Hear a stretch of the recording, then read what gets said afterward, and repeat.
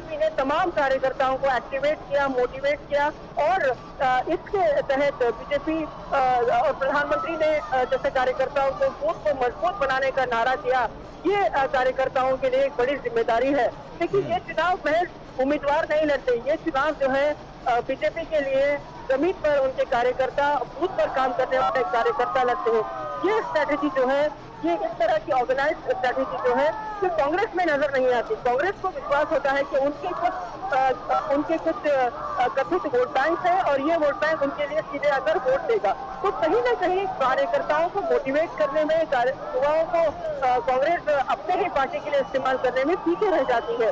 कांग्रेस की अंदरूनी राजनीति जो है उन्हें पीछे खींचती है। तो इसकी वजह से कांग्रेस के कार्यकर्ता काफी फ्रस्ट्रेट रहते हैं और काफी निराश रहते हैं कि उनको दिशा दिखाने वाला कोई एक ऐसा नेता नहीं है जो उन्हें बूथ लेवल पर उन्हें सम्मान के साथ उनको उनकी पहचान दिलाए। तो ये फर्क है, हम देख रहे हैं बीजेपी की जो ग्राउंड लेवल पर तैयारी होती है और बूथ लेवल पर जो तैयारी होती है। तो ऐसे में जब प्रचार होता है तो आप देख सकते हैं ये प्रचार इसलिए इतना जोश भरा होता है क्योंकि कार्यकर्ता भी जुट जाते हैं इससे। और इस तरह के प्रचार जो आज हम बैंगलोर में प्रधानमंत्री का जो काफिला जो आगे बढ़ रहा है, अब हलसूर की तरफ प्रधानमंत्री पहुंच रहे हैं। इस प्रचार में जो जोश नजर आ रहा है, इसमें हजारों की संख्या में कार्यकर्ता तो है ही, लेकिन बैंगलोर के अलग अलग कोने से लोग भी यहाँ पर पहुंचे हैं और धीरे धीरे ये जो कारवां है प्रधानमंत्री का आगे बढ़ रहा है, कुछ ही देर में ट्रिनिटी सर्कल पर आएगा। ट्रिनिटी सर्कल पर ये कारवां एंड होगा। और देखिए बहुत ही दिलचस्प नजारे हमने यहाँ पर देखे आज। कई परिवार जो है अपने पूरे परिवार के साथ यहाँ पर पहुंचे, हाथ में एक एक बैनर भी लेकर आए हैं प्रधानमंत्री का धन्यवाद करने के लिए। बच्चे जो हैं प्रधानमंत्री की ड्राइंग्स लेकर आए हैं उन्हें दिखाने के लिए। और जो युवा कार्यकर्ता है वो तमाम युवा कार्यकर्ता यहाँ पर प्रधानमंत्री का अभिवादन करने के लिए खड़े हैं। और कल जिन लोगों ने इस रोड शो को मिस किया था वो लोग भी आज इस रोड शो में शामिल होने के लिए पहुंचे हैं और बैंगलोर के अलग अलग हिस्से से पहुंचे हैं। जी गौरव।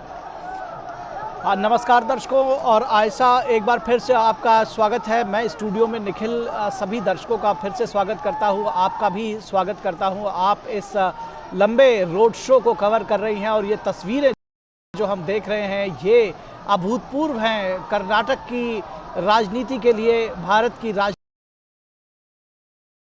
के लिए। जिस तरह से इतने लंबे रोड शोज, जिस तरह से कल प्रधानमंत्री नरेंद्र मोदी ने 26 किलोमीटर लंबा रोड शो किया और आज लगभग 10 किलोमीटर लंबा ये रोड शो बेंगलुरु के सड़कों पर, और जिस तरह से ये जनसैलाब उमड़ आया है, निश्चित तौर पर ये ऐसे दृश्य हैं जो लोग अपनी आंखों में संजो कर रखना चाहेंगे। जो कम से कम जो बीजेपी के समर्थक हैं, जो कर्नाटक के आम लोग हैं, जो बेंगलुरु की ये जो जनता है जो उमड़ पड़ी है अपने प्रधानमंत्री का स्वागत करने के लिए, उनका इस्तकबाल करने के लिए, उनको नज़रों में भर लेने के लिए, ये तस्वीरें देखिए अपने आप में सब कुछ बयां करती हैं किस तरह से एक हुजूम उमड़ पड़ा है, एक बड़ा जनसैलाब उमड़ पड़ा है प्रधानमंत्री नरेंद्र मोदी का स्वागत करने के लिए। आयशा, आपसे जानना समझना चाहेंगे, अगर इन कल के रोड शो के बाद आज का ये रोड शो लगातार इतना हुजूम प्रधानमंत्री के स्वागत में उमड़ा हुआ है, क्या कहेंगी आप? जो प्रधानमंत्री की लोकप्रियता है उसका ग्राफ दिन प्रतिदिन बढ़ता ही जा रहा है दुनिया भर में, देश भर में। जी देखिए निखिल, आपने देखा था गुलबर्गा का रोड शो कैसे था, और ये गुलबर्गा इलाका जो है एक उत्तर कर्नाटक का इलाका है और आज जो रोड शो हो रहा है दक्षिण का हिस्सा है, कर्नाटक का हिस्सा है। तो उत्तर से लेकर दक्षिण तक कर्नाटक में पूरी तरह से मोदी मैनिया छाया हुआ है, यही लोग कह रहे हैं, ये भी कह रही है। और रोड शो जो है कल 26 किलोमीटर का रोड शो बहुत ही शानदार रहा और आज भी वही झलक हमें देखने को मिल रही है। हालांकि ये रोड शो छोटा है, करीब 11:30 बजे तक चलेगा और 6-6.5 किलोमीटर का रोड शो है और 3 कॉन्स्टिट्यूएंसीज है, लेकिन इसके बावजूद जो जोश और उत्साह कल हमें देखने को मिला, ठीक उसी तरह का जोश और उत्साह यहाँ पर देखने को मिल रहा है। और हजारों की संख्या में, लाखों की संख्या में लोग इस रोड शो को देखने के लिए पहुंच रहे हैं।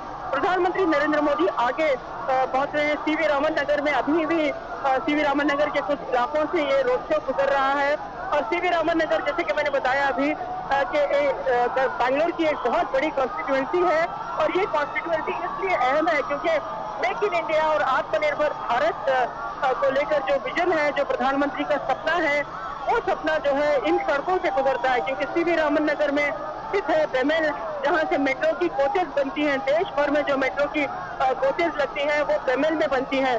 भारत अर्थ मूवर्स लिमिटेड जो PSU है भारत सरकार की, और दूसरी तरफ है HAL की यूनिट, और HAL की तमाम यूनिट जो है इसी क्षेत्र में आती है, और हेलीकॉप्टर डिवीजन है। मेक इन इंडिया के हेलीकॉप्टर यहीं पर बन रहे हैं, और आत्मनिर्भर भारत को लेकर प्रधानमंत्री जो डिफेंस सेक्टर में प्रधानमंत्री हमेशा से बात करते हैं, ये जो है इन्हीं सड़कों पर देखा जा सकता है, यहीं पर इसी इलाके में है। और ये जो है HAL स्टेज 1 और HAL स्टेज 2, यहाँ के जो रहने वाले लोग हैं, यहाँ के निवासी हैं, ये तमाम लोग ये बैंगलोर का बहुत ही अपमार्केट और अर्बन इलाका है, और केंद्र सरकार केंद्र में केंद्र के कई कंपनियों में काम करने वाले, केंद्र दफ्तरों में काम करने वाले लोग हैं। तो यहाँ पर प्रधानमंत्री नरेंद्र मोदी लोगों से कनेक्ट करते हुए आगे बढ़ रहे हैं। सीवी रामन नगर सबसे बड़ी कॉन्स्टिट्यूएंसी है उत्तरहल्ली के बाद बैंगलोर में, और इस कॉन्स्टिट्यूएंसी में जैसे कि आप देख सकते हैं जोश, उत्साह, और ये बहुत ही कॉस्मोपॉलिटन कॉन्स्टिट्यूएंसी है निखिल।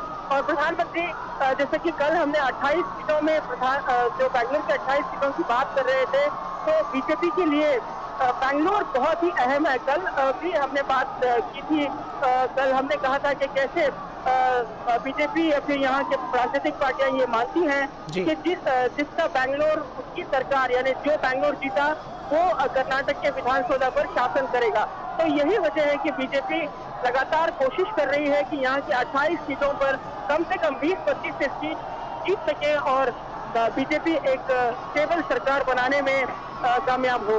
तो बीजेपी के लिए एक एक सीट अहम है, और बैंगलोर एक अर्बन सिटी होने के नाते, कॉस्मोपॉलिटन सिटी होने के नाते बैंगलोर के निवासी जो है प्रधानमंत्री से बेहतर कनेक्ट करते हैं। और यहाँ पर खड़े लोग हम देख रहे हैं कि इनमें न केवल बीजेपी के लोग हैं, इनमें यहाँ पर खड़े हुए लोग हर वर्ग के लोग हैं, हर उम्र के लोग हैं, हर क्षेत्र से आने वाले लोग हैं, हर स्टेट से आने वाले लोग हैं। तो इतना शानदार शो यहाँ पर नजर आ रहा है। कल हमने जो नजारा देखा वो लगभग एक विजय उत्सव जैसा नजारा नजर आ रहा था, और कुछ युवाओं ने तो इसे मोदी उत्सव कहा। आज भी वही नजारा इन सड़कों पर देखने को मिल रहा है, और प्रधानमंत्री का काफिला अब आगे बढ़ रहा है। सीवी रामन नगर से आगे बढ़ते हुए अल्सूर पहुंचेगा, और अल्सूर से सीधा प्रधानमंत्री आगे बढ़ते हुए ट्रिनिटी सर्कल तक पहुंचेंगे। जी, निश्चित तौर पर ये संवेद स्वर, ये भारी भीड़ जिस तरह से ये जो उमड़ी हुई है, ये अपने आप में दर्शाता है कि प्रधानमंत्री नरेंद्र मोदी की लोकप्रियता, कितना प्यार करते हैं लोग इस देश के उनको, और जो उनकी लोकप्रियता है, जो उनके प्रति चाहत है, वो साफ तौर पर देखी जाती है। और जो पश्चिमी उत्तर प्रदेश में और ख़ास तौर पर मथुरा और बरसाने में जिस तरह से फूलों की होली खेली जाती है, कुछ उस तरह से गुलाबी और पीले फूलों से लाद दिया है प्रधानमंत्री नरेंद्र मोदी को। ये जो बारिश हो रही है फूलों की, वो उनके प्रति जो प्रेम है वो दर्शाता है जनता के प्रति, और जो कनेक्ट है वो दर्शाता है। आज का जो ये रोड शो नाम्बा बेंगलुरु नाम्बा हेम्मे, यानी हमारा बेंगलुरु हमारा गर्व के तहत ये रोड शो चल रहा है, और प्रधानमंत्री बार बार जनता के प्रति नतमस्तक होते हुए उनका अभिवादन स्वीकार करते हुए,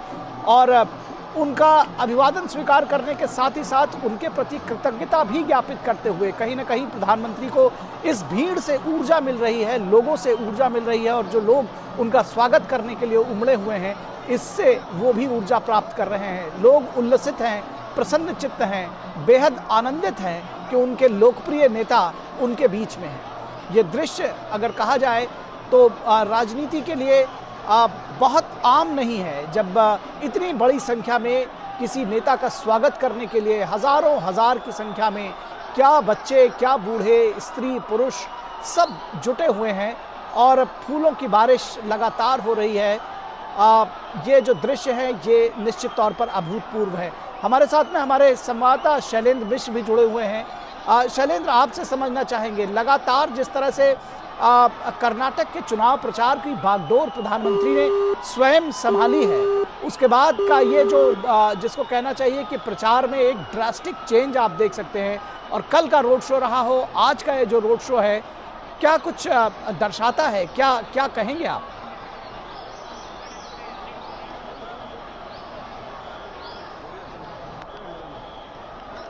दुनिया के सबसे लोकप्रिय नेता और बीजेपी के सबसे बड़े स्टार प्रचारक प्रधानमंत्री नरेंद्र मोदी का हम धुआंधार रोड शो देख रहे हैं।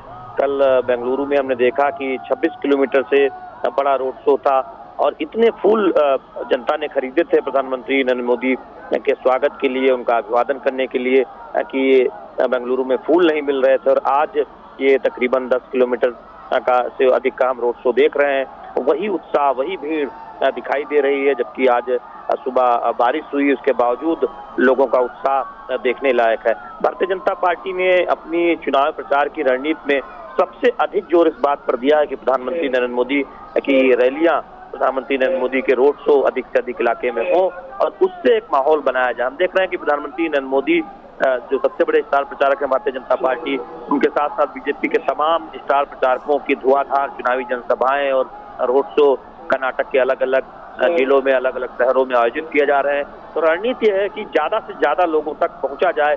जब अब चुनाव प्रचार खत्म होने की तरफ आगे बढ़ रहा है, कल अंतिम दिन है चुनाव प्रचार का, तो ऐसे में बीजेपी कोई कोर कसर नहीं छोड़ना चाहती है। यही वजह है कि बीजेपी की तरफ से हम देख रहे हैं प्रधानमंत्री नरेंद्र मोदी धुआंधार प्रचार कर रहे हैं, बीजेपी के राष्ट्रीय अध्यक्ष जेपी नड्डा, गृह मंत्री अमित शाह प्रचार कर रहे हैं। तो निश्चित तौर पर बीजेपी की एक रणनीति है कि अपने सबसे लोकप्रिय नेता की जमकर चुनावी जनसभाएं और रोड शो आयोजित किया जाए, और जो रिस्पांस मिला इससे पहले के रोड शो में और चुनावी जनसभाओं में, वो पार्टी का उत्साह बढ़ाने वाले हैं। यही वजह है कि इतने बड़े मेगा रोड शो का आयोजन कल किया गया, जब हमने देखा कि बेंगलुरु की धरती पर एक ऐतिहासिक रोड शो देखने को मिला, अब तक का सबसे बड़ा रोड शो देखने को मिला, और आज उसी का एक एक्सटेंशन कह सकते हैं आज का रोड शो हम देख रहे हैं। तो निश्चित तौर पर जो तस्वीरें दिखाई दे रही हैं, जो तस्वीरें कल हमने देखी थी, आज जो तस्वीरें सड़कों पर शहर में, राज्य की राजधानी में दिखाई दे रही है, आईटी सिटी में जो अपने मेट्रो कल्चर के लिए जाना जाता है, उस शहर में जो अपने आधुनिक इंफ्रास्ट्रक्चर के लिए जाना जाता है, उस शहर में जो जहां पर युवा के सपने पूरा होते हैं, वो शहर जहां युवाओं की आकांक्षाएं पूरा होती हैं, वो शहर जो आधुनिक भारत का भविष्य क्या होगा उसकी एक झलक देता है, वो शहर जो दरअसल ये बताता है कि कैसे जो आधुनिक इंफ्रास्ट्रक्चर है, जो कनेक्टिविटी है, शहरों की जो चुनौतियां हैं इंफ्रास्ट्रक्चर को लेकर या फिर ट्रैफिक को लेकर, उसे कैसे दूर किया जा सकता है, उस पर कैसे आगे काम हो सकता है, उस शहर की आकांक्षाओं को जनता अपने तौर पर सामने रखते हुए, प्रधानमंत्री नरेंद्र मोदी पर प्रेम बरसाते हुए, उन पर पुष्पवर्षा करते हुए, ये बताता है कि जनता की आकांक्षाओं को प्रधानमंत्री नरेंद्र मोदी की अगुवाई वाली सरकार बखूबी समझ रही है। और यही वजह है कि युवा हो, महिलाएं हो, उनका भरपूर प्यार, भरपूर प्रेम हम देख रहे हैं। पुष्पवर्षा के माध्यम से प्रधानमंत्री नरेंद्र मोदी को नजदीक से देखने की जो एक होड़ है, एक जो सपना है, एक जो आकांक्षा है, वो हम देख रहे हैं कि लोगों को बड़ी संख्या में सड़कों पर इंतजार करते हुए रोड शो शुरू होने से पहले ही, जब हमने सुबह से ये देखा कि काफी संख्या में छात्र हों, छात्राएं हों, महिलाएं हों, अलग अलग वर्ग के लोग सड़कों पर दिखाई दिए। तो निश्चित तौर पर कर्नाटक की जो चुनावी जो प्रचार है वो कई संकेत अपने आप में दे रहा है। कर्नाटक का जो चुनाव प्रचार है वो भारतीय राजनीति में दरअसल ये बता रहा है कि किस तरह से दुनिया के सबसे लोकप्रिय नेता कोई कोर कसर नहीं छोड़ते जब चुनावी राजनीति में पार्टी के लिए प्रचार करने का सवाल हो, जनता से कनेक्ट होने का सवाल हो, जनता से संवाद करने का सवाल हो, पूरी पार्टी लगी रहती है, अपने सबसे लोकप्रिय नेता से अनुरोध करती है, और प्रधानमंत्री नरेंद्र मोदी जनता का अभिवादन स्वीकार करने में, जनता से संवाद करने में कभी कहीं भी कोई कोर कसर नहीं छोड़ते, और हम वो होता हुआ देखते भी है। और यही वजह है कि बीजेपी ये दावा करती है कि वो एकमात्र ऐसी पार्टी है जो उन राज्यों में भी सत्ता में रहने के बाद लगातार सत्ता में वापस आती है जहां पर एक परंपरा नहीं है रही है सत्ता में लगातार वापस आने की। उत्तर प्रदेश का उदाहरण है जहां दशकों बाद भारतीय जनता पार्टी 5 साल सत्ता में रहने के बाद एक ऐसी पार्टी बनी जो फिर से योगी आदित्यनाथ की अगुवाई में सत्ता में वापस आई। हमने उत्तराखंड देखा किस तरह से भारतीय जनता पार्टी ने वहां परंपरा तोड़ी, सत्ता में वापस आई।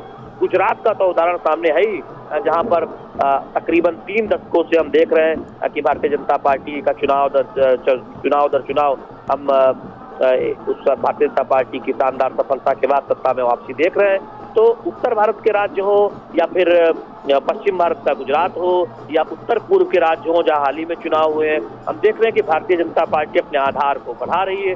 जिन राज्यों में सत्ता में है वहां सत्ता में वापसी कर रही है, जहां पर सत्ता में पहले से नहीं है वहां पर अपने आधार को मजबूत कर रही है या फिर सत्ता में सहयोगियों के साथ आ रही है चुनाव बाद। तो निश्चित तौर पर ये दिखाता है कि प्रधानमंत्री नरेंद्र मोदी की अगुवाई में किस तरह से भारतीय जनता पार्टी ने लोगों का विश्वास जीता है और संगठन ने कितनी सक्रियता से प्रधानमंत्री नरेंद्र मोदी के विजन को आगे बढ़ाया है और चुनाव में जुटकर संगठन के सदस्यों ने मेहनत किया, जनता को समझाने में सफल साबित हुए हैं कि देखिए डबल इंजन की सरकार के जो फायदे हैं वो किस तरह से राज्य के विकास को आगे ले जा सकते हैं। निखिल, आप कुछ कहना चाहते हैं? जी, निश्चित तौर पर ये जो रोड शो है वो ऐतिहासिक है, जो ये चुनाव है वो भी ऐतिहासिक है। हमारे साथ में आयशा खानम जुड़ी हुई है। आयशा, आपने कहा कि एक ये युक्ति चलती है कर्नाटक के चुनावों में कि जिसने बेंगलुरु जीत लिया उसने समझ लीजिए कि चुनाव जीत लिया। बेंगलुरु शहर की सियासत और यहाँ का चुनावी गुणागणित भी हमारे दर्शकों को समझाइए। जी देखिए निखिल, मैं उससे पहले आपको एक खबर दे दूं।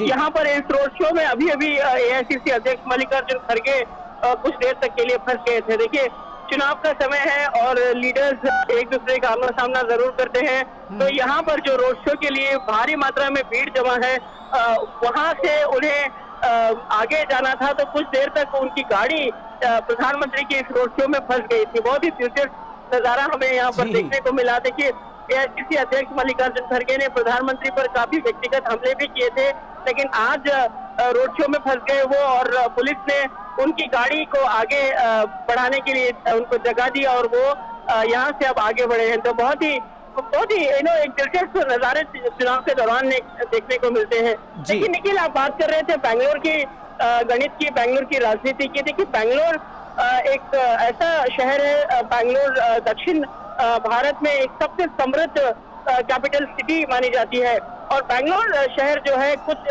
साल 2009 तक यहाँ की सीट करीब 12 सीटें ही थी यहाँ पर, क्योंकि शहर इतना ही छोटा था, शहर का दायरा ज्यादा बड़ा नहीं था।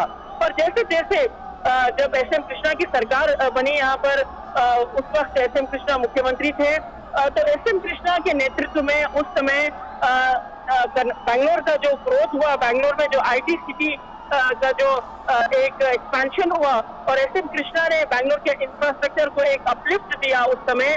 उसके बाद बैंगलोर का जो है एक बैंगलोर की जो तस्वीर है वो पूरी तरह से बदल दी और बैंगलोर धीरे धीरे एक बहुत बड़ा शहर बनकर मुंबई, कोलकाता और चेन्नई जैसे शहर के साथ मुकाबला करने लगा। तो बैंगलोर में सीटें भी बढ़ी और डिलिमिटेशन के बाद 28 सीटें बैंगलोर में हुई। केम्पेगौड़ा का ये शहर, केम्पेगौड़ा इस शहर के संस्थापक है। तो इस शहर में शुरू से ही एक वेल प्लान सिटी, क्योंकि केम्पेगौड़ा ने बैंगलोर शहर को जब अपने शासन के दौरान 16वीं सदी में उन्होंने बैंगलोर को अलग अलग क्षेत्रों में बांटा था। यानी बैंगलोर का एक हिस्से को उन्होंने व्यवसाय के लिए रखा था, एक हिस्सा शिक्षा के लिए रखा था, एजुकेशन जोन बनाया था, एक हिस्सा रिहायशी इलाका बनाया था। ठीक उसी तरह से बैंगलोर की प्लानिंग जो उन्होंने की थी, उसके बाद अब बैंगलोर शहर जैसे जैसे बढ़ा, इस ग्रोथ को आगे बढ़ने का मौका मिला और एसएम कृष्णा ने अपने मुख्यमंत्री पद पर रहते हुए उन्होंने बहुत कुछ किया इस शहर के लिए और उन्होंने शहर को सिंगापुर सिटी बनाने का एक सपना देखा था, एक वादा किया था। लेकिन अफसोस की बात थी कि उस वक्त कांग्रेस हार गई और एसएम कृष्णा दोबारा पद पर नहीं आए थे। कि यही होता है जब कोई विकास इंजन की बात डबल इंजन की बात करता है, जब कोई विकास की बात करता है और उसे मौका नहीं दिया जाता तो कैसे एक विजन जो है वो फेल हो जाता है, एक विजन जो है वो डिरेल हो जाता है। तो यही हुआ एसएम कृष्णा के साथ भी। उस वक्त वो कांग्रेस में थे और कांग्रेस जब हार गई तो एसएम कृष्णा दोबारा मुख्यमंत्री नहीं बने और कांग्रेस और जेडीएस की कोalition सरकारें बाद में बनती गई। तो उसके बाद से कांग्रेस का जो बैंगलोर का जो इंफ्रास्ट्रक्चर है उस पर बहुत ही मार पड़ी और बैंगलोर के इंफ्रास्ट्रक्चर पर दाग लग गई, क्योंकि बैंगलोर का इंफ्रास्ट्रक्चर जो ग्रोथ के हिसाब से आईटी सिटी के ग्रोथ के हिसाब से कम पड़ने लगा और उस वक्त जेडीएस की सरकार कोalition सरकार थी, तो जेडीएस ज्यादातर ग्रामीण इलाकों में अपना अपना जोर लगाती थी और शहर से ज्यादा नहीं जुड़ पाई। तो ऐसे में बैंगलोर कहीं ना कहीं पिछड़ गया। बैंगलोर ब्रांड जो है उसको चोट लगी। बैंगलोर ब्रांड पर धप्पा लगने लगा कि बैंगलोर जो एक आईटी सिटी था वो एक गार्बेज सिटी बन गया। तो यहाँ पर समस्याएं बढ़ने लगी और कई जगहों पर हमने देखा कि इलीगल लेआउट बने।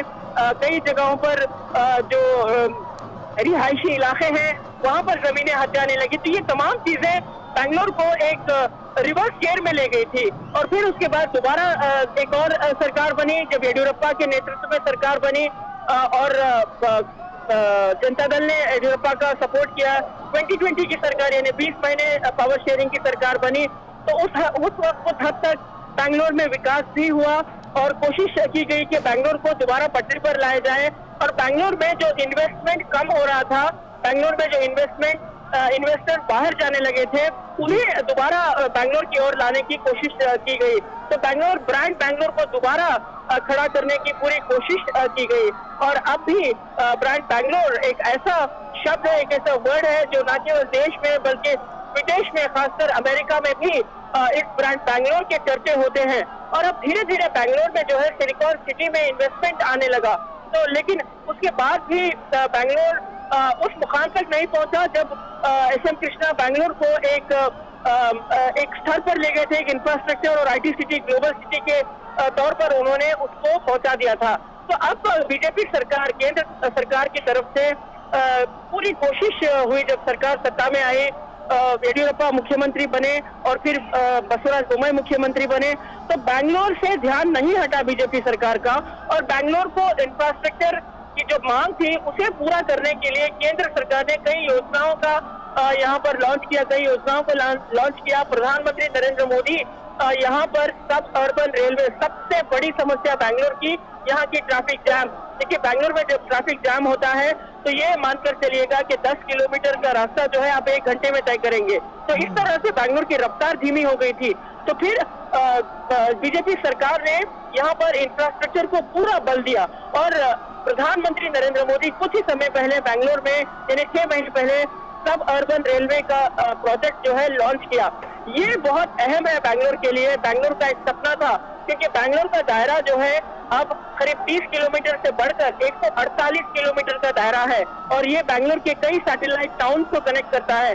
बैंगलोर जैसा जैसा बढ़ता गया, बैंगलोर के सैटेलाइट टाउन जैसे Kengeri, Yelahanka new town, Whitefield, ये तमाम टाउन जो है सबअर्बन टाउन जो है बनने लगे और यहाँ पर मांग इंफ्रास्ट्रक्चर की रही।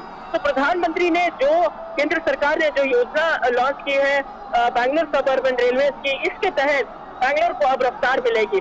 बैंगलोर मेट्रो को एक्सपैंड किया गया, जैसे कि अब प्रधानमंत्री का जो रोड शो हो रहा है वो उसी फ्लाईओवर के नीचे है, उसी रेलवे मेट्रो लाइन के नीचे है, जहां पर बैंगलोर का सबसे पहला मेट्रो रेल चली थी। यानी 8 किलोमीटर का दायरा बैंगलोर से शुरू हुआ था, एमजी रोड से इंदिरा नगर तक। प्रधानमंत्री आज उसी सड़क से गुजर रहे हैं। तो ये जो है बहुत ही बड़ी बात है बैंगलोर के लोगों के लिए। हर साल 2006 में और नंबा मेट्रो के नाम से बैंगलोर की मेट्रो मशहूर है। बैंगलोर मेट्रो से भी लोगों की भावनाएं जुड़ी हुई है।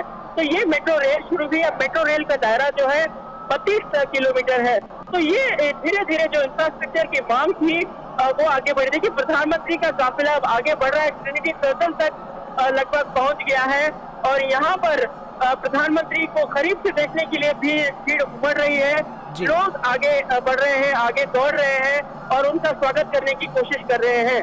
तो बैंगलोर में 28 सीटें हैं निखिल, और ये माना जाता था कि क्योंकि केम्पेगौड़ा बैंगलोर के संस्थापक हैं और ये माना जाता था कि ये वोक्कलिगा लैंड है, लेकिन यहाँ पर धीरे धीरे तमाम समुदायों की जो इक्वल रिप्रेजेंटेशन है उसको बीजेपी ने इक्वल रिप्रेजेंटेशन दिया है। और अभी भी कुछ इलाकों में वोक्कलिगा समुदाय जो है यहाँ पर भारी मात्रा में है और 28 सीटों में करीब 12 ऐसे विधायक हैं अलग अलग पार्टियों से जो वोक्कलिगा समुदाय से है। तो यहाँ पर वोक्कलिगा समुदाय का बोलबाला है राजनीतिक तौर पर अगर हम देखें। लेकिन बीजेपी ने यहाँ पर कई युवा चेहरे और नए जो कैंडिडेट्स हैं, उम्मीदवार हैं, उन्हें टिकट दिया है और ब्रांड बैंगलोर को एक नया रूप, एक नई दिशा देने के लिए बीजेपी ने अपने मैनिफेस्टो में साफ कहा है कि बेंगलोर को एक स्टेट एनसीआर रीजन के तौर पर स्टेट सेंट्रल रीजन बनाया जाएगा। तो ये बहुत बड़ी विजन है बीजेपी की मैनिफेस्टो में जो बीजेपी ने रखा है। और टेक्नोलॉजी के यहाँ पर टेक्नोलॉजी का जो इंफ्रास्ट्रक्चर ऑलरेडी है उस इंफ्रास्ट्रक्चर का इस्तेमाल करते हुए डिजिटल युवा नाडु बनाया जाएगा, यानी बैंगलोर को एक डिजिटल क्षेत्र बनाया जाएगा जहां पर ग्लोबल इनोवेशन हब यहां पर बनाने की बात कर रही है केंद्र सरकार। तो ये भी योजना मैनिफेस्टो का हिस्सा है। तो आप अंदाजा लगाइए कि ये तमाम योजनाएं तमाम जो केंद्र सरकार की तरफ से ग्राउंड पर लागू हो रही हैं, ये यहाँ के युवाओं के लिए, यहाँ रहने वाले लोगों के लिए, यहाँ की नई पीढ़ी के लिए इन तमाम योजनाओं को सीधे कनेक्ट होता है। और जाहिर है वो जब इस तरह का प्रचार होता है तो वो सुबह 7 बजे से लंबे कतार में खड़े होकर प्रधानमंत्री का इस तरह से स्वागत करने से नहीं कतराते और प्रधानमंत्री के झलक पाने के लिए खड़े हो जाते हैं और इशारों में ही सही वो प्रधानमंत्री को धन्यवाद अपने दिल से कहने के लिए यहाँ पर सड़कों पर खड़े हुए हैं। देखिए निखिल, आज मौसम भी सुबह कुछ देर के लिए मौसम यहाँ पर बदलने लगा था। तेज बारिश हुई कुछ देर तक, लगभग आधे घंटे तक बारिश हुई और उसके बाद जो है जैसे ही प्रधानमंत्री राजभवन से निकले बारिश भी थम गई। तो यानी बारिश भी प्रधानमंत्री का मौसम भी प्रधानमंत्री का साथ देता हुआ नजर आ रहा है। बैंगलोर का मौसम जो है बहुत ही सुहाना है इस समय और हालांकि यहाँ पर समर बहुत पीक रहा, लेकिन इस समय बारिश थमी हुई है और प्रधानमंत्री नरेंद्र मोदी जो है इस मौसम में यहाँ पर आगे प्रचार करते हुए नजर आ रहे हैं। तो मौसम तो सुहाना है, लेकिन जो चुनावी पारा है, जो प्रचार है, वो बहुत माहौल को गरमाया हुआ है और ये गरमाए हुए माहौल में पूरा राजनीतिक पारा जो है पूरी तरह से ऊंचाई पर है। निखिल जी, निश्चित तौर पर राजनीतिक पारा ऊंचाई पर है और जिस तरह से लगातार दूसरे दिन आज प्रधानमंत्री की ये रोड शो हो रहा है और जिस तरह से लगातार एक के बाद एक रैलियां प्रधानमंत्री की कर्नाटक में हो रही हैं, निश्चित तौर पर राजनीतिक पारा गरमा गया है। ये तस्वीरें देखिए किस तरह से बड़ी संख्या में महिलाएं जुटी हैं प्रधानमंत्री की एक झलक पाने के लिए और अपने मोबाइल कैमरों में इन तस्वीरों को कैद कर लेना चाहती हैं, इन पलों को यादगार बनाना चाहती हैं। ये हुजूम देखिए, ये अपने आप में सारी कहानी को बयां करता है, कितना बड़ा हुजूम है और लोग फूलों से स्वागत कर रहे हैं प्रधानमंत्री का, हाथ हिलाकर स्वागत कर रहे हैं, छोटे छोटे बच्चों को लोग साथ लेकर आए हैं और निश्चित तौर पर ये जो तस्वीरें हैं ये दिखाती हैं कि प्रधानमंत्री नरेंद्र मोदी की जो लोकप्रियता है वो उसका जादू सर चढ़कर बोल रहा है। लोगों के चेहरे पर जो खुशी है, जो आनंद का जो भाव है, जो उल्लास का भाव है, वो दिखाता है कि ये सारी जो सभाएं हो रही हैं, ये जो लोग हैं, ये जो उल्लास है ये स्वतः स्फूर्त है, ये लाया नहीं जा सकता, ये लोग बुलाए नहीं जा सकते। तो निश्चित तौर पर ये जो तस्वीरें हैं ये बताती हैं कि किस तरह से प्रधानमंत्री की लोकप्रियता में लगातार इजाफा हो रहा है और किस तरह से लोग प्रधानमंत्री नरेंद्र मोदी को प्यार करते हैं। और ये प्रधानमंत्री का ये दरअसल 2 वे ट्रैफिक अगर कहा जाए तो गलत नहीं होगा, क्योंकि प्रधानमंत्री स्वयं भी उतने ही उत्साहित दिखाई दे रहे हैं इस पूरी भीड़ को देख करके, इस पूरे इतने बड़े हुजूम को देख करके, और वो भी स्वयं ऊर्जा प्राप्त कर रहे हैं, वो भी प्रसन्न चित्त हैं इन लोगों के प्यार को पाकर। हमारे साथ में शैलेंद्र मिश्रा भी जुड़े हुए हैं। शैलेंद्र, अगर मुद्दों की बात करें, कर्नाटक चुनाव में विकास एक बड़ा मुद्दा था, बीजेपी ने लगातार विकास की बात कही थी और इलेक्शन का आज कैंपेनिंग का सेकेंड लास्ट डे है। ये कहा जाए कि कैंपेन के अंत आते आते तमाम सारे इसमें मुद्दे जुड़ गए और ख़ास तौर पर उसके बाद जब कांग्रेस का घोषणा पत्र जारी हुआ उसके बाद बजरंग दल के बैन का मुद्दा हो या फिर द केरला स्टोरी का मुद्दा हो, फिल्म का मुद्दा हो, कितना अहम हो सकता है इस तरह के जो मुद्दे हैं वो भी इस कर्नाटक के चुनाव में इस बार?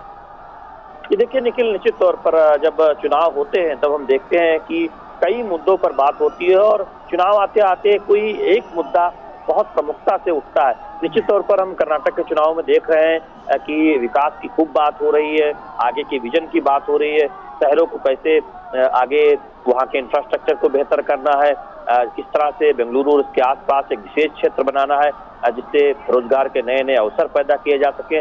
लेकिन हमने देखा कि जब से घोषणा पत्र आया कांग्रेस पार्टी का, और जब कांग्रेस पार्टी ने पीएफआई के तर्ज पर बजरंग दल पर बैन लगाने की बात कही, उसके बाद से एक विमर्श बदला हुआ नजर आया और कांग्रेस पार्टी निशाने पर आ गई। बजरंग दल के, विश्व हिंदू परिषद के और भारतीय जनता पार्टी ने कहा कि कांग्रेस का जो रवैया रहा है वो हमेशा से ही जो राष्ट्रवादी ताकतें हैं उनके बारे में इसी तरह वो कांग्रेस पार्टी की एक सोच रही है, जबकि जो आतंक से जुड़े संगठन है या जिन पर आरोप लगते रहे हैं उनको समर्थन देने का काम या उनके सदस्यों को छोड़ने का काम कांग्रेस पार्टी के सरकारों के समय किया गया है। और हमने देखा कि बहुत तीखा हमला चुनावी जनसभाओं से प्रधानमंत्री नरेंद्र मोदी ने और बीजेपी के तमाम वरिष्ठ नेताओं ने, और साथ ही साथ जो एक आंदोलन देखने को मिला, एक अभियान देखने को मिला और राज्य भर में प्रदर्शन देखने को मिला, तो ये मुद्दा, बजरंग दल से जुड़ा मुद्दा केंद्र में आता हुआ दिखाई दिया और कांग्रेस को सफाई देनी पड़ी कि ऐसा कोई इरादा नहीं है। हनुमान मंदिर बनाने की बात डीके शिव कुमार करने लगे और कांग्रेस इस पूरे मुद्दे पर बैकफुट पर जाती दिखाई दी। तो निश्चित तौर पर यह मुद्दा हम कह सकते हैं कि कर्नाटक की राजनीति में बीते एक हफ्ते में छाया रहा और कांग्रेस को एक तरह से लगा, कांग्रेस के कई नेताओं को, कि इस मुद्दे पर वो पिछड़ती हुई दिखाई दे रही है, उससे नुकसान हो सकता है। तो ये मुद्दा बहुत हम कहें कि चर्चा का विषय रहा। दूसरी बात यह है कि मुस्लिम आरक्षण से जुड़ा जो मुद्दा है उस पर हमने देखा जेडीएस ने अपने घोषणा पत्र में उसे बहाल करने की बात कही। बीजेपी ने ये लगातार कहा कि ओका लिग्गा और लिंगायत के आरक्षण को बढ़ाया गया है और अनुसूचित जाति के आरक्षण को लेकर कदम उठाए गए हैं। तो दरअसल ये भी मुद्दा हम बहुत चर्चा में उठता हुआ देखा हमने कर्नाटक के चुनाव में। लेकिन दो तीन मुद्दों की अगर बात करें तो प्रमुख तौर पर बजरंग दल का मुद्दा सबसे ऊपर रहा। उसके बाद तमाम मुद्दे पर चर्चा हुई और विकास के मुद्दे पर हम जानते हैं कि सभी राजनीतिक दलों ने अपने घोषणा पत्र में किस तरह से कर्नाटक का विकास किया जाना है, अपने अपने विजन को तो सामने रखा ही।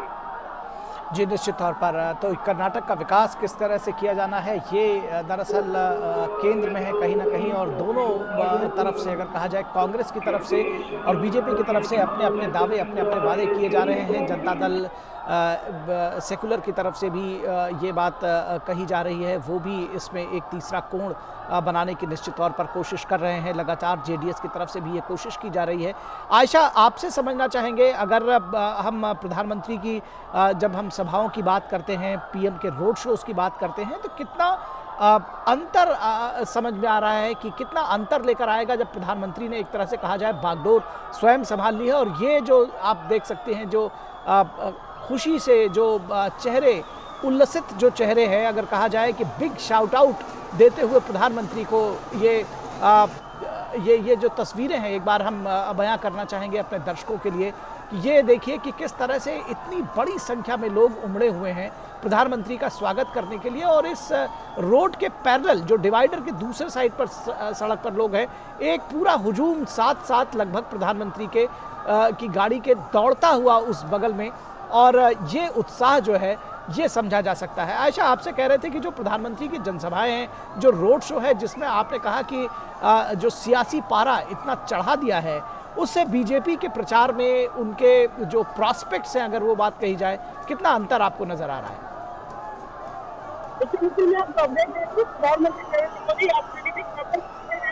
और यहाँ पर के सामने मोदी का ये रोड शो जो है खत्म होगा और बस कुछ ही देर में इस पॉइंट पर पहुंच रहे हैं, और क्योंकि समय 11:30 बजे तक का था, और क्योंकि अभी जैसे कि मैंने पहले भी बताया कि नीट एग्जाम के चलते बीजेपी ने तय किया कि जल्द से जल्द इस शो को खत्म किया जाए ताकि नीट का एग्जाम जो है तो 2 बजे से शुरू होने वाला है।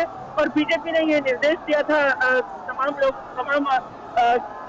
स्ट्रेटेजिस्ट हैं उन्हें कि इस शो को 11:30 बजे तक खत्म कर दिया जाए। तो अभी प्रधानमंत्री नरेंद्र मोदी जो पॉइंट है, जो आखिरी पॉइंट है, उस ओर बढ़ रहे हैं जी।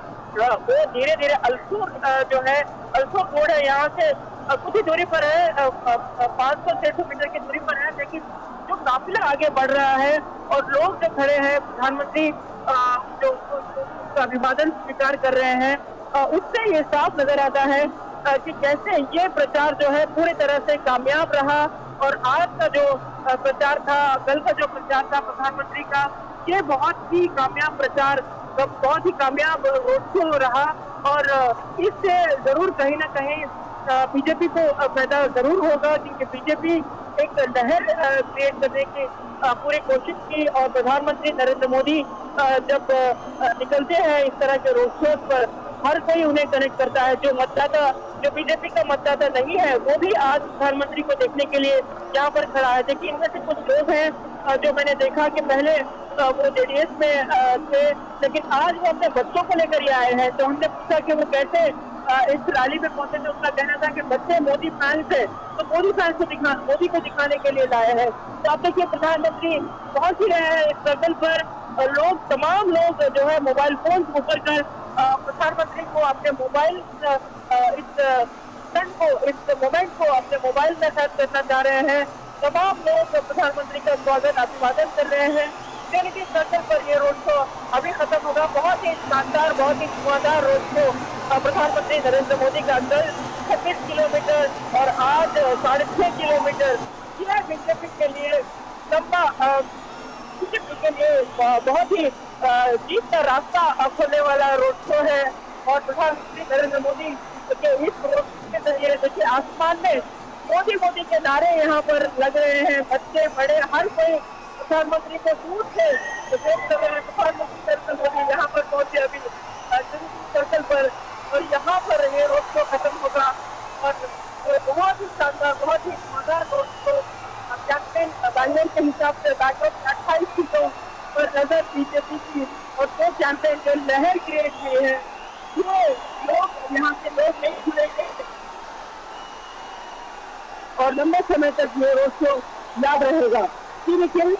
जी, निश्चित तौर पर लंबे समय तक ये रोड शो याद रहेगा। एक जिस तरह से जनसैलाब उमड़ा हुआ है, ये निश्चित तौर पर बीजेपी के जो बड़े नेता हैं और जो बीजेपी के प्रत्याशी हैं, वो निश्चित तौर पर उनके चेहरों पर ये खुशी ला देगा। मैं चाहता हूं कि ये जो चीयर है, जो इसको सुने हमारे दर्शक।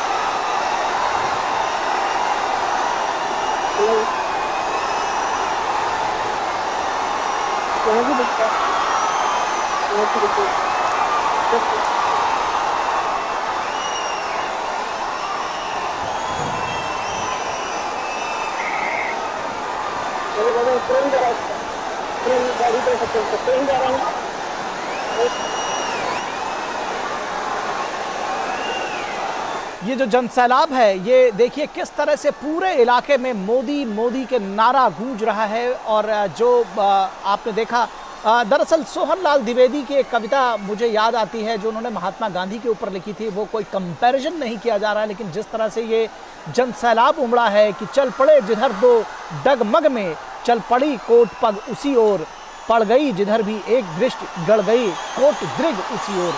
तो आप देख सकते हैं कि कोटि कोटि लोग बड़ी संख्या में, हजारों हजार की संख्या में प्रधानमंत्री नरेंद्र मोदी का स्वागत करते हुए, और प्रधानमंत्री अब अपने आखिरी पड़ाव पर पहुंच चुके हैं और यहाँ पर जनता का अभिवादन करते हुए उनको धन्यवाद देते हुए इतनी बड़ी संख्या में उनके लिए जुटने के लिए। और जैसा कि कहा, बार बार ये कहा जा रहा है कि ये जो जनता का उत्साह है वो प्रधानमंत्री को भी उत्साहित कर देता है। जो ये ऊर्जा है, ये दोनों तरफ की है। जिस तरह से ऊर्जस्वित, उल्लसित लोग हैं, उसी तरह से प्रधानमंत्री को भी ऊर्जा मिलती है इन लोगों से। निश्चित तौर पर ये जो रोड शो है, कल का भी रोड शो और आज का भी रोड शो, ये लंबे वक्त तक याद किया जाएगा कर्नाटक की राजनीति में, भारत की राजनीति में। प्रधानमंत्री ने इस रोड शो को समाप्त कर दिया है और ये जो तस्वीरें आप देख रहे हैं, ये आखिरी क्षणों की है जब प्रधानमंत्री अपने रोड शो के अंतिम पड़ाव पर लगभग पहुंच चुके थे। तो ये तस्वीरें आप देख रहे हैं, ये हुजूम देखिए, ये अपने आप में सारी कहानी बयां करते हैं। हमारे साथ में हमारी संवाददाता आयशा खानम हमारे साथ में जुड़ी हुई है। आयशा, बेंगलुरु शहर की बात आप कर रही थी, ये रोड शो लगभग अब समाप्त हो चुका है। उसके बावजूद अगर हम शहर के चुनावी मुद्दों की बात करें, लोग किस तरह से, क्योंकि हमेशा ये माना जाता है कि जो ग्रामीण इलाके हैं, और ख़ास तौर पर आपने जिस तरह से कहा, आपने समझाया कि जो ग्रैंड बेंगलुरु है, वहाँ के लोग किस तरह से सोचते हैं, कौन से मुद्दे उनके दिल के करीब हैं।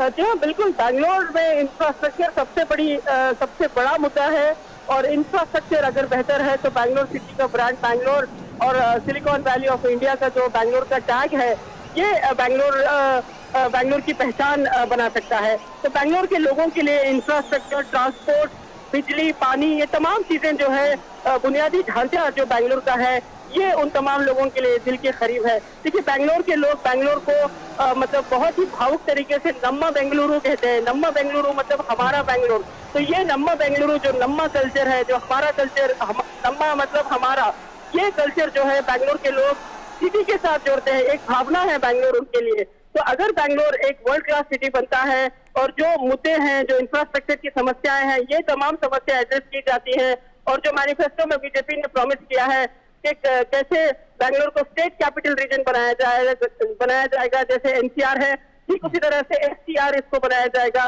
तो ये तमाम वादे अगर पूरे होते हैं तो ब्रांड बैंगलोर और जो सिलिकॉन वैली ऑफ इंडिया है, ये न केवल दक्षिण भारत में बल्कि पूरे भारत में एक सबसे विकसित शहर बनकर उभर सकता है, एक देश का ग्रोथ इंजन बन सकता है। देखिए, प्रधानमंत्री ने भी कई बार कहा है कि बैंगलोर का विकास ही पूरे देश का विकास है, और बैंगलोर देश के विकास का ग्रोथ इंजन है। तो अगर बैंगलोर में इन तमाम समस्याओं को एड्रेस कर लिया जाए और बैंगलोर को नम्मा बैंगलोर की भावनाओं के साथ जोड़ दिया जाए, तो जरूर बैंगलोर एक ऐसा वर्ल्ड क्लास सिटी बनेगा। और जो पूर्व मुख्यमंत्री एसएम कृष्णा, जो अब बीजेपी के वरिष्ठ नेता हैं एसएम कृष्णा, जिन्होंने सपना देखा था कि इसे सिंगापुर जैसा शहर बनाया जाए, तो ये सिंगापुर नहीं बल्कि उससे 4 गुना बेहतर शहर बन सकता है। क्योंकि यहाँ पर लड़ाई के कारण टीपू सुल्तान को आप फ्रीडम फाइटर मानते हैं, तो ऐसे तो बहुत सारे अब है और युवा है, और ये तमाम रिसोर्सेज जो है, ये तमाम रिसोर्सेज एक बेहतर इंफ्रास्ट्रक्चर के साथ इस शहर को एक नया शहर, एक ब्रांड बैंगलोर बना सकते हैं। जो आपका डोमेन नहीं हो जी, तो मत घुसिए जी साहब। जी, निश्चित तौर पर इस ये देश का एक दुर्भाग्य है। बेहतर तब अमित शाह जी जिस तरह की से हाथ ये में रोड शो देख रहे हैं, ये तस्वीरें आपसे कुछ क्षणों पहले की हैं, जब प्रधानमंत्री के ऊपर फूलों की जो बरसात हुई।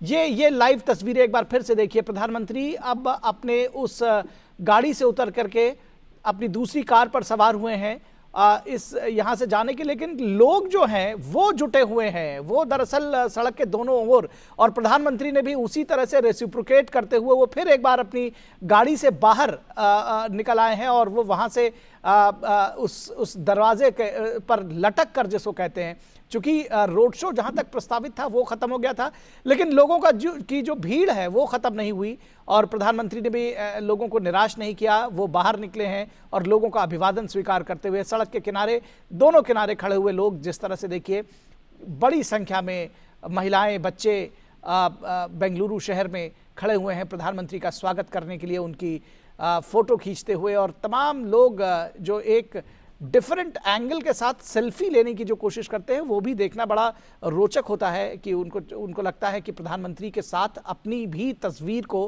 कैद कर लिया जाए और उस क्षण को हमेशा के लिए संजो कर रखा जाए, इसको यादगार बना कर रखा जाए। जो सुरक्षा कर्मी है उन्हें निश्चित तौर पर बेहद मशक्क़त करनी पड़ी है, खासी मशक्क़त करनी पड़ी है इस पूरे रोड शो के दौरान, क्योंकि जिस तरह से हज़ारों हज़ार की संख्या में लोग उमड़े, तो उनको काबू में करना, उत्साहित उल्लसित लोगों को काबू में करना, जो आनंदमग्न है लोग अपने नेता को अपने बीच में पाकर, ज़रा मुश्किल काम निश्चित तौर पर होता है। हालांकि बखूबी निभाया भी है सुरक्षा कर्मियों ने इसको। और आप देख सकते हैं कि किस तरह से प्रधानमंत्री मोदी की कार पर एक बार फिर से फूल बरसाए जा रहे हैं, और इसके पहले का जो रोड शो आपने देखा, उस पर आपने देखा कि कितनी बड़ी संख्या में लोग फूल बरसाते रहे, पीले और गुलाबी रंग के फूलों की, खासतौर पर पीले रंग की, जिसको कहते हैं वासंती उत्सव जैसा एक माहौल रहा। और जब इसको कहते हैं कि बरसाने के फूलों की होली से अगर इसको तुलना की जाए, मथुरा में जो वृंदावन में जो फूलों की होली खेली जाती है, अगर उससे तुलना की जाए तो कोई गलत नहीं होगा। और ये जो फूलों की होली खेली गई, ये निश्चित तौर पर एक बड़ा एक नज़ारा देखने को मिला। पूरे सड़क के दोनों ओर जिस तरह से बड़ी संख्या में लोग खड़े रहे, प्रधानमंत्री का इंतज़ार करते रहे घंटों, और जब प्रधानमंत्री उनके बीच में आए तो फूल फेंक कर, फूलों से बारिश करके, फूलों से नहलाकर एक तरह से कहा जाए, तो वो उन्होंने प्रधानमंत्री का स्वागत किया। ये तस्वीरें आपसे थोड़ी देर पहले की आप देख रहे हैं, बड़ी तस्वीरें हैं और निश्चित तौर पर प्रधानमंत्री ने पंक्ति में खड़े आखिरी आदमी के लिए ये लोकप्रियता यूं ही एक दिन में रातों रात नहीं मिलती। लोगों के सपनों को पूरा किया है, लोगों के साथ खड़े रहे हैं और जब वो कहते हैं कि पंक्ति में खड़े आखिरी आदमी तक जो उनकी योजनाएं हैं उसका लाभ पहुंचे, सबका साथ सबका विकास की जो अवधारणा उन्होंने गढ़ी और उस पर पालन करने की कोशिश की और ये इस बात की कोशिश की कि जो इंक्लूसिव ग्रोथ है उसके साथ में आगे बढ़ा जाए, सभी के साथ में। और उन्होंने बार बार कहा कि वो प्रधानमंत्री के तौर पर नहीं बल्कि प्रधान सेवक के तौर पर ये एक विजन उन्होंने चेंज किया और कहा कि प्रधान सेवक के तौर पर वो काम करेंगे, लगातार काम करेंगे, बिना थके बिना रुके। और रामधारी सिंह दिनकर की कविता याद आती है कि वसुधा का नेता कौन हुआ, भूखंड विजेता कौन हुआ, अतुलित यश क्रेता कौन हुआ, नवधर्म प्रणेता कौन हुआ, उसने जिसने न कभी आराम किया, विघ्नों में रहकर काम किया। तो निश्चित तौर पर विघ्नों में रहकर लगातार काम किया, आराम नहीं किया और पिछले 9 वर्षों में हमने नहीं सुना कि प्रधानमंत्री ने कभी एक भी दिन की लीव ली हो, एक भी दिन की छुट्टी ली हो और आराम किया हो। तो लगातार बिना थके बिना रुके लोगों के लिए कार्यरत हैं और वही रिस्पांस जो है वो देखने को मिल रहा है। यूं ही रातों रात कोई इतनी लोकप्रियता नहीं हासिल करता। दुनिया के तमाम लोकप्रिय लोग जो हैं वो प्रधानमंत्री की किस्मत से, प्रधानमंत्री की इस लोकप्रियता से निश्चित तौर पर रश कर रहे होंगे। तो आज का बेहद सफल रोड शो कश्मीर में, माफ कीजिएगा, बेंगलुरु में, और अगर इसको कहा जाए कि बेंगलुरु का रोड शो 2.0 उतना ही सफल जितना पहला रोड शो सफल हुआ था। आज का road show number Bengaluru, number हेमे यानी हमारा बेंगलुरु